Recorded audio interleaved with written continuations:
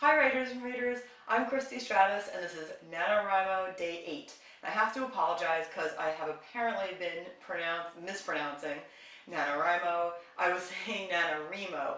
I don't know where I got that from, but for some reason when I read the word online, that's the pronunciation that came into my head, but it makes a lot more sense. National Novel Writers Month, so NaNoWriMo. Anyway, sorry about that.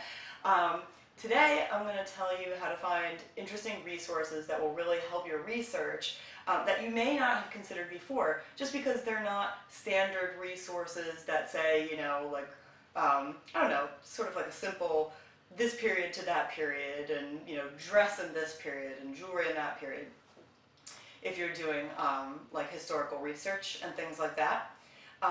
So this is a book that I wouldn't have considered unless I had really looked through it. It's called Collecting Victorian Jewelry, Identification and Price Guide.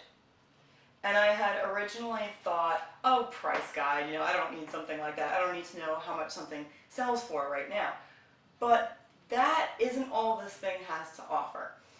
When I really looked inside, it has information about the time period, information about each of the types of jewelry that were popular in the time period. Like, it tells you, cameos and ivory and all this kind of stuff, materials, things like that. But beyond that, it even tells you how this jewelry is made. Like, it's telling you cameos are made by cutting away background to make material to make a design in relief, stone cameos, coral cameos, the history of how they came about, things like that, which can be useful in your work.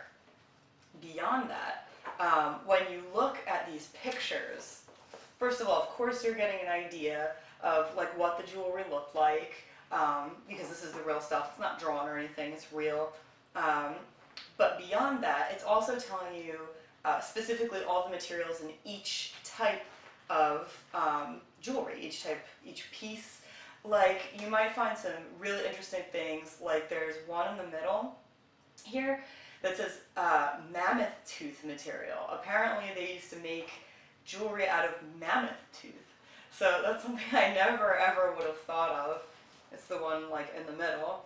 And it looks like a pretty regular necklace, except for the pattern is unusual. I would have thought it was just another type of stone, and I might have written the wrong thing. But, sometimes when you do regular research online or in books that are just standard books, they're used to answering like standard questions, or they're thinking in terms of standard questions that a writer or just somebody researching might ask. But this kind of a book has just everything. So you're going to find more unique pieces like that. You never would have thought of that. And like when I flip through this, I get really great ideas. There's like these snake bracelets, and one thing I found that was really cool was this eye piece here. And that's actually, this has inspired me to use that in my book, and it's going to play an integral part actually.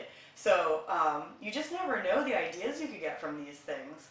So before you look at a research book and say, that's really not for me, it just doesn't have what I need, it has a word in the title that doesn't, apply to me or something, make sure you look at it, because you could discover a real gem.